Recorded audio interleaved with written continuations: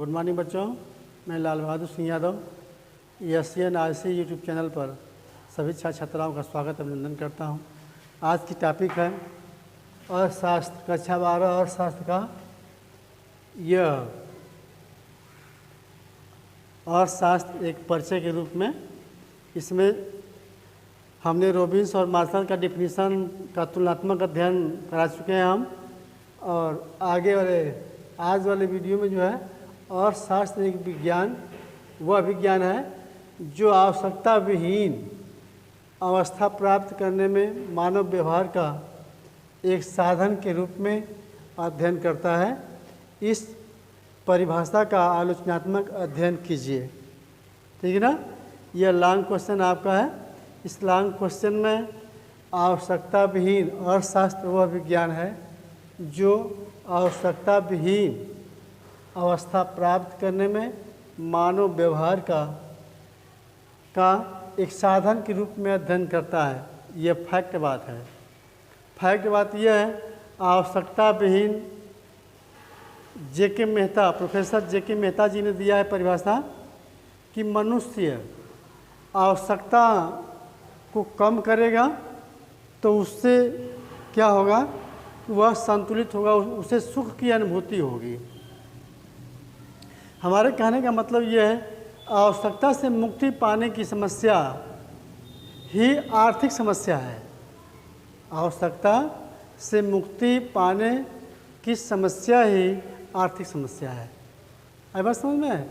इसमें कहने का तात्पर्य यह हमारे प्रोफेसर का है, जेके मेहता जी का, कि जब व्यक्ति अपनी आवश्यकता को कम कर देगा तो निश्चित रूप से आवश्यकता कम होगी तो वह संतुलन बन जाएगा उसका, और उसे सुख की अनुभूति होगी, है ना।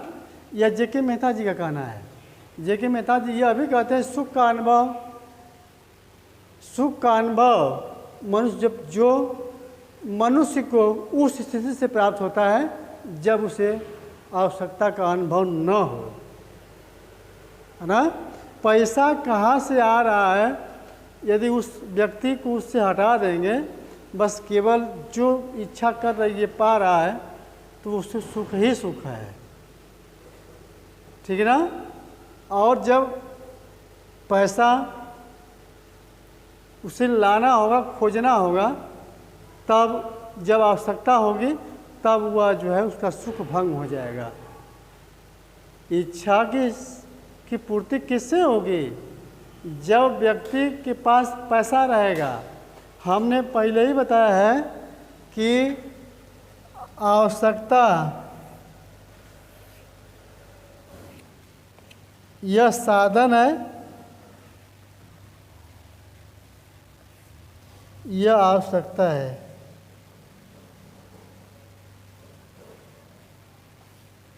यह मन कह लीजिए या मनुष्य कह लीजिए, यह है मनुष्य है। मनुष्य के पास साधन क्या है? सीमित है।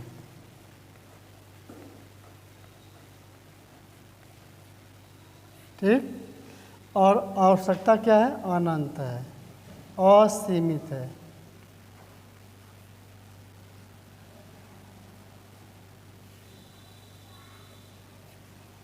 ठीक है ना। आवश्यकता असीमित है, साधन सीमित है, तो उसके हिसाब से ही ना होगा। जब आवश्यकता को आप कम कर देंगे, आवश्यकता कम करेंगे, तो साधन के हिसाब से, है ना, साधन के हिसाब से जो है, कहा है ना कि अर्थशास्त्र वह विज्ञान है जो आवश्यकता विहीन अवस्था प्राप्त करने में मानव व्यवहार का एक साधन के रूप में अध्ययन करता है। यह परिभाषा जेके मेहता जी की है। जेके मेहता जी ने यह परिभाषा दिया है, कहा है कि साधन सीमित है ना, आवश्यकता जो है असीमित है, अनंत है। कहने का मतलब कि मन या मनुष्य, इसकी भी कोई सीमा नहीं है। मनुष्य के मन की जो है, मन की कोई सीमा नहीं है। जैसे मन जो है चंचल है, वह साधन की ओर यदि ध्यान नहीं देगा, यह साधन ही तो जो है मुद्रा है। साधन जब मुद्रा है, जब सीमित है, तो अपनी आवश्यकता को कम कर देंगे तो मनुष्य को क्या होगा? सुख की अनुभूति होगी। किसकी होगी? सुख की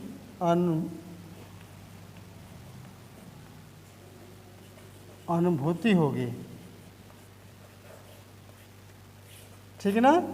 जेके मेहता जी इसी बात को कह रहे हैं कि आवश्यकता को कम कर देंगे तो निश्चित रूप से जो है आपके उद्देश्य की पूर्ति हो जाएगी। जैसे जैसे सीमित करते जाएंगे वैसे वैसे आपका हो जाएगा। क्योंकि कहने का मतलब यह है कि इच्छा रहित अवस्था में जबकि मानव का मस्तिष्क पूर्ण संतुलन में होता है। आवश्यकता की पूर्ति के समय में जो है मनुष्य का मस्तिष्क क्या होता है? पूर्ण संतुलन में होता है। जब इच्छा रहित अवस्था जब आती है तो क्या होता है? मानव की वह आवश्यकता जो है पूर्ण रूप से मस्तिष्क संतुलित होता है, जिससे कि वह सुख की अनुभूति करता है। जैसे ही आवश्यकता बढ़ा देंगे वैसे ही जो है सुख जो है वह आपसे दूर चला जाएगा। ठीक है ना? आपसे वह दूर चला जाएगा। यही जेके मेहता जी कह रहे हैं कि जब आवश्यकता असीमित है, साधन सीमित है, तो आवश्यकता को कम कर देंगे, है ना? ये तो मनुष्य के बस में है कि जैसे आपका काम चाय से चल जाता है तो काफ़ी की ज़रूरत नहीं है। जैसे आय बढ़ती है ना? आय बढ़ती है तो साधन, जैसे आय बढ़ती है वैसे ही आप काफ़ी चाय की जगह पर काफ़ी पीना शुरू कर देंगे, है ना? 3 बजे के टाइम में क्या करेंगे? वह रसगुल्ला भी ले लेंगे। यह खाने का मतलब है। ठीक ना? और शास्त्र जो है, और शास्त्र का उद्देश्य क्या है? इसी सुख को अधिकतम करना होता है। जितना अधिक से अधिक सुख की प्राप्ति होगी उतना ही जो है वह अर्थव्यवस्था मजबूत होगी। जिस व्यक्ति की अर्थव्यवस्था साधन अधिक है, धन अधिक है, धन जब अधिक होगा तो आवश्यकता की पूर्ति अधिक मात्रा में होगी। जब धन कम होगा तो आवश्यकता की पूर्ति कम मात्रा में होती होगी। ठीक है ना? इसी को कह रहे हैं, समझा रहे हैं जेके मेहता। कह रहे हैं कि यदि मनुष्य अपनी आवश्यकता को कम कर देगा तो निश्चित रूप से वह जो क्या होगा? वह सुख का अनुभव करेगा। देखिए इसमें जेके मेहता जी इस बात को कह रहे हैं, सादा जीवन उच्च विचार, सादा जीवन उच्च विचार। उनके कहने का मतलब यह है कि सादा जीवन उच्च विचार, यदि आदमी सादगी के साथ अपना जीवन व्यतीत करना चाहता है तो अपनी आवश्यकता को कम कर देगा तो वह सुख का अनुभव करेगा, है ना? संतुलित की जगह पर जेके मेहता जी सुख का अनुभव के शब्द का प्रयोग करते हैं, जिसे अन्य शास्त्री जो इनका आलोचना करते हैं, कहते हैं आलोचना में कि यह डिफिनीशन का सही नहीं है। यह संतुलित की जगह पर जो है ये सुख शब्द का प्रयोग करते हैं। इससे जो है वो क्या है? वह आलोचना करते हैं कि अर्थशास्त्र सुख से कोई लेना देना नहीं है। अर्थशास्त्र केवल साधन, आवश्यकता और मांग पूर्ति का नियम बताता है, उससे सुख से कुछ लेना देना नहीं है। लेकिन मेहता जी कहते हैं कि आवश्यकता को कम करना है, सुख का अनुभव करना है। और अर्थशास्त्र जो है सुख की अधिकतम सीमा को प्रदान करता है कि सुख की अधिकतम सीमा जो होती है वह अर्थशास्त्र की देन है।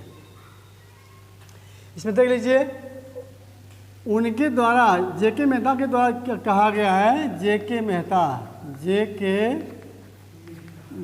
जी यही कह रहे हैं इसमें, बाह्य शक्तियों का जो असंतुलन की अवस्था उत्पन्न करने के लिए उत्तरदायी है, इस प्रकार से समन्वय किया जाए कि वे मस्तिष्क के साथ साथ मेल खाए। ठीक है ना? जो असंतुलन जो बना हुआ है उसको मस्तिष्क के साथ साथ जब मेल खिलाएंगे, उसके साथ समकक्षी करेंगे, तब जाकर के जो है वह सुख की अनुभूति होगी। ठीक है ना। संतुलन तभी बनेगा जब अपनी आवश्यकता को कम कर देंगे। आवश्यकता कम नहीं करेंगे और वह जो अधिक से अधिक की आपकी लालच बढ़ती जाएगी, तो आपको कहीं ना कहीं मार खाना होगा। या तो चोरी करो, डकैती करो, तब जाके पूर्ति हो पाएगी, और नहीं तो आपको कर्मठ होना होगा, जिससे आपको साधन को बढ़ाना होगा।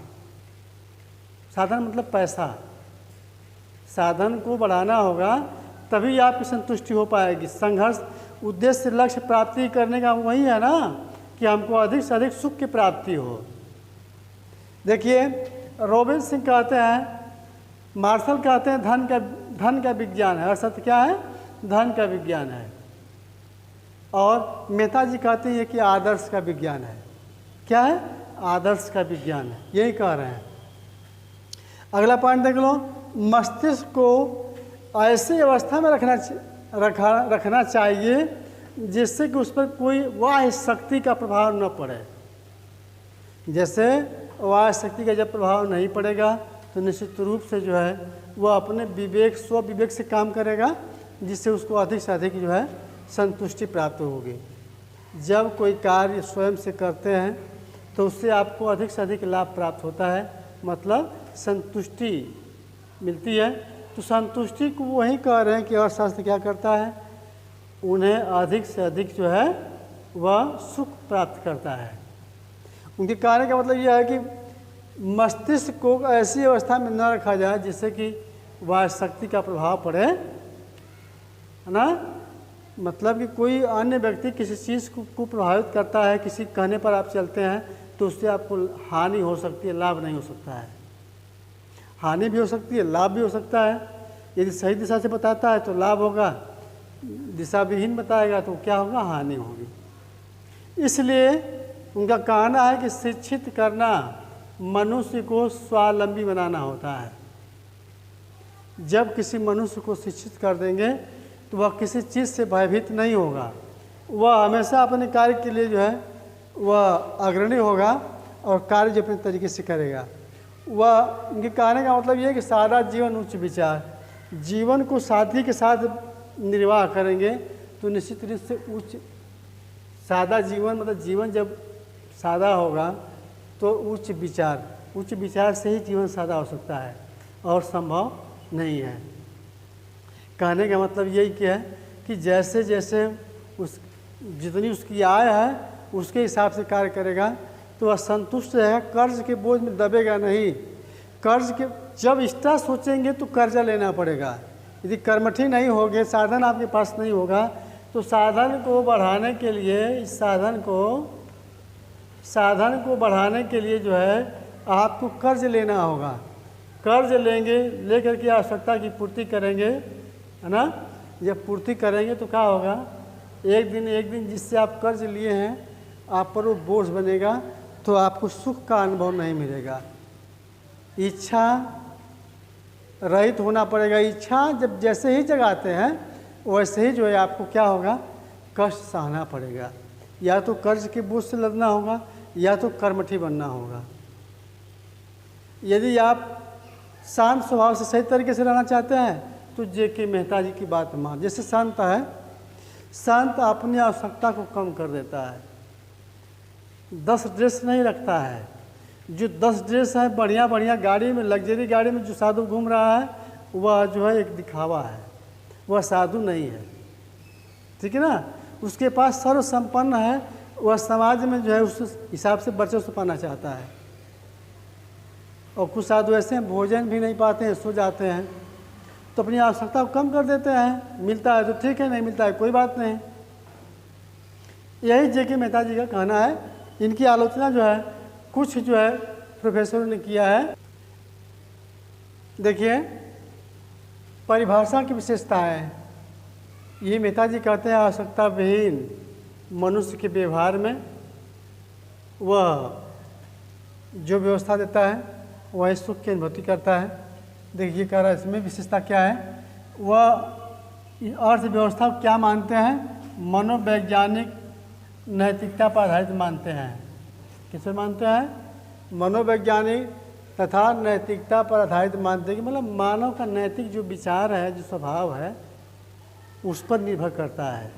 ये कहने का मतलब ये है, मनोवैज्ञानिक मतलब मन का जो जैसा मन करता है। यदि व्यक्ति का मन चंचल ज़्यादा है, अपने साधन के हिसाब से नहीं चलता है, तो वह क्या होता है, वह अधिक से अधिक कर्ज के बोझ में लग जाता है और उसको कर्ज को पूर्ति करने के लिए वह हमेशा परेशान रहता है और उसको सुख की प्राप्ति नहीं हो पाती है, वह संतुलित नहीं रहता है। इसलिए कर्ज का बोझ, इनका कहना है कि मत लीजिए, कर्ज लेंगे परेशान होंगे और पूरा जीवन कर्ज में ही बीत जाएगा और किसी का अनाप शनाप बातें सुनना और घर पकड़ के जाना आना, या तो कर्ज नहीं लेंगे तो कहीं न कहीं अनावश्यक कार्य करना। इनका कहना है कि इच्छा रहित बनिए, इच्छा को कम कर देंगे, अपने साधन के हिसाब से कार्य करेंगे तो निश्चित रूप से आप सफल होंगे। जीवन आपका सादा जीवन, उच्च विचार, सादगी के साथ जीवन व्यतीत हो जाएगा और कोई इस बात को समझ नहीं पाएगा। और देखिए प्रोफेसर मेहता, संतुष्टि के स्थान पर सुख की प्राप्ति को मानव जीवन का लक्ष्य मानता है। मानव के जीवन के लक्ष्य को मानते हैं क्या? संतुष्टि के स्थान पर सुख। अर्थशास्त्र क्या करता है? अर्थशास्त्र का उद्देश्य क्या है? इनके कहने का मतलब यह है कि अर्थशास्त्र का उद्देश्य, मूल उद्देश्य क्या है कि सुख को अधिकतम करना। ठीक है ना? सुख को अधिकतम करना। सुख कब अधिक होगा? जब हमें उस पैसा का, उस साधन का अनुभव नहीं करना होगा कि साधन के लिए पैसा देना है, कहाँ से साधन आ रहा है, कहाँ से रसगुल्ला आ रहा है, हैं? कहाँ से सब कुछ व्यवस्थाएं मिल रही है बढ़िया बढ़िया। उस पर यदि आप विचार नहीं करेंगे तो आपको सुख अधिक से अधिक मिलेगा। तब इससे यही साबित होता है कि किसी और की व्यवस्था है, आप चुपचाप पड़े हुए हैं, तब तो सुख मिलेगा। और अपनी जब व्यवस्था करनी होगी तो आपको क्या करना होगा? यदि आपके पास साधन नहीं है, ये साधन विहीनों की बात चल रही है, साधनों की नहीं। जिसके पास साधन होगा तो उस ढंग से प्रयोग करेगा उसका कहना है। ये जितने भी जेके मेहता जी ने परिभाषा दिया है, उन लोगों को दिया है जो दबे कुचले गरीब हैं, जिनकी व्यवस्थाएं नहीं चल पा रही हैं, उनके हिसाब से अर्थव्यवस्था की परिभाषा उन्होंने दिया है। क्या है? अपनी आवश्यकता को कम कर दो, है ना? जब कम कर देंगे तो आपको उससे सुख की अनुभूति मिलेगी, है ना? मानव जीवन में सुख की उसकी अनुभूति मिलेगी। उसी चीज़ को उन्होंने कहा है। बेकार है किसी वाह शक्ति का अनुभव ना हो, प्रभाव ना पड़े, तब जो है वह सीख लेगा कि हमें कैसे चलना है। उनके कहने का मतलब यह है कि अधिक से अधिक लोगों को शिक्षित कीजिए, जिससे शिक्षित होंगे तो उनको स्वयं उस चीज़ का पता लग जाएगा कि हमें चोरी नहीं करना है, हमें डकैती नहीं करना है, हमें अन्य गैर कानूनी तरीके से पैसा नहीं इकट्ठा करना है। हमें जो है कर्म करके अधिक से अधिक कर्म करेंगे, जिससे उसका परिणाम अच्छा मिलेगा, हमें शांति भी मिलेगी, सुख भी मिलेगा। यह कहने का मतलब है। देखिए लास्ट थर्ड देख लो, ये तो हो ही गया, ये भी हो गया। साम्यवादी व्यवस्था का समर्थन करना, साम्यवादी व्यवस्था का समर्थन करना इन्होंने कहा है। और देखिए जेके मेहता, अर्थशास्त्र की प्रकृति का स्थैतिक मतलब कि स्थिर तरीके से उसको देख रेख करना, यही उनका विशेषता है। परिभाषा का यही विशेषता है। नैतिकता और मनोवैज्ञानिक के आधार पर उन्होंने परिभाषा दिया है और कहा है संतुष्टि के स्थान पर सुख का प्रयोग किया है। और यही कहा है कि जीवन का मूल लक्ष्य जो क्या होना चाहिए, वह मतलब कि यही मानता है, क्या मानता है? प्राप्ति को मानव जीवन का मूल लक्ष्य मानता है। किसका? सुख को। और अर्थशास्त्र क्या करता है? सुख को अधिकतम करना, यह अर्थशास्त्र में आता है। और देखिए ये कह रहे हैं कि क्या है? अर्थशास्त्र प्रकृति की स्थैतिक है और साम्यवादी व्यवस्था का समर्थन करते हैं। साम्यवाद, समान भाव से सादगी जीवन व्यतीत करना। और इस तरीके से अब देखेंगे आप परिभाषा की आलोचना। देख लो टाइम, परिभाषा की आलोचना। जेके मेहता के परिभाषा की आलोचना क्या है? उन्होंने अपने व्यवस्था को नैतिक बताया है, व्यवहारिक बताया, आदर्श बताया है, लेकिन यहाँ इनके अन्य जो अर्थशास्त्री जो प्रोफेसर हैं वे इनका विरोध करते हैं, आलोचना करते हैं इनकी परिभाषा का। फर्स्ट क्या है देख लो, अर्थशास्त्र को अनावश्यक रूप से मेहता जी क्या किए हैं, धर्म, दर्शन और नीति शास्त्र से संबंधित कर देती है। इस प्रकार अर्थशास्त्र को अव्यवहारिक बना देती है। जब इनसे सबसे जोड़ देंगे, धर्म से, दर्शन से तथा नीति शास्त्र से, क्या हो जाएगा? अर्थशास्त्र को अव्यवहारिक बना देती है। कौन कौन? दर्शन, धर्म तथा नीति शास्त्र। अन्य लोग कहना है, मेहता का नहीं कहना है। देखिए नंबर 2 में दिया है, प्रोफेसर मेहता अर्थशास्त्र को केवल आदर्श विज्ञान माना है, केवल आदर्श विज्ञान माना है। लेकिन अन्य लोग क्या कहते हैं कि आदर्श के साथ साथ क्या है, यह वास्तविक विज्ञान भी है। और शास्त्र के साथ साथ क्या है? वास्तविक विज्ञान भी है। यह अन्य प्रोफेसरों का कहना है, अन्य अर्थशास्त्रियों का कहना है। नंबर 3 में देखिए, प्रोफेसर मेहता का दृष्टिकोण काल्पनिक तथा अव्यवहारिक है। मतलब कल्पना है, कोई व्यक्ति अपनी आवश्यकता को कम कर सकता है, संभव नहीं है। अपनी भूख को ख़त्म कर दोगे, कहाँ से आएगा? गरीब व्यक्ति रोटी रोटी चिल्ला रहा है, उसकी आवश्यकता रोटी का है, तो क्या करे? वो मूल आवश्यकता को ख़त्म कर देगा, कम कर देगा? संभव नहीं है। यह अन्य अर्थशास्त्रियों का मतलब है।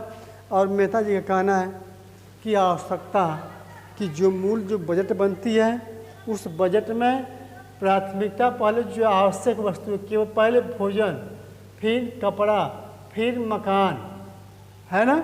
तो इनके कहने का मतलब जो आवश्यकता की जो है उसको कम करेंगे। ये 3 तो कम करना संभव नहीं है, लेकिन अन्य जो है इसको कम कर देंगे। इसमें भी कम कर सकते हैं। जैसे आप पनीर खाते हैं, आप मीट खा रहे हैं, महंगी महंगी मिठाइयाँ खा रहे हैं, वो भी मूल आवश्यकता में नहीं है। जैसे रोटी है, दाल है, चावल है, जो खाने से आपके आत्मा का संतुष्टि मिलता है, आपको एनर्जी मिलती है, जिससे काम चल जाए, भूख मिट जाए, वहाँ तक तो मेहता जी कहते हैं ठीक है। और रसगुल्ला चाहिए तो उसके लिए क्या करना होगा? उसके लिए अलग से बेड बनानी होगी। आवश्यकता से जब अधिक होगा, कपड़ा, रोटी, मकान के अलावा यदि बच्चों के फीस, उनके रहन सहन के अलावा बचता है, एक्स्ट्रा बचता है, तब आप पनीर, मीट, खोआ, मलाई खाएंगे, है ना? यदि नहीं बनता है तो नहीं खा पाएंगे, उसको जो है दिमाग से निकाल देंगे, है ना? मेहता का यही कहना है कि जो अनावश्यक वस्तु है ना, आवश्यकता विहीन, मतलब कि इच्छा रहित, इच्छा जो बढ़ रही है कि हमको पनीर चाहिए, हमको मिठाई चाहिए, रसगुल्ला चाहिए, तो उसको हम कम कर देंगे, नहीं लेंगे, उसको दिमाग से ही निकाल देंगे, तब हमें सुख की अनुभूति होगी। यदि हमारा मकान झोपड़ी है, हम महल की इच्छा रखते हैं, तो क्या करेंगे? हम हमेशा बेचैन रहेंगे, हमारे लक्ष्य की प्राप्ति न तो हो पाएगी, न तो सुख की अनुभूति होगी, न तो हम संतुष्ट हो पाएंगे। तो उनके कहने का मतलब ये है कि संतुष्टि प्राप्त करने के लिए अपनी आवश्यकता को कम करना होगा, है ना? यदि महल की इच्छा है तो इच्छा को ख़त्म कर देंगे। हम झोपड़ी में रह रहे हैं तो हम झोपड़ी में ही सो लेंगे।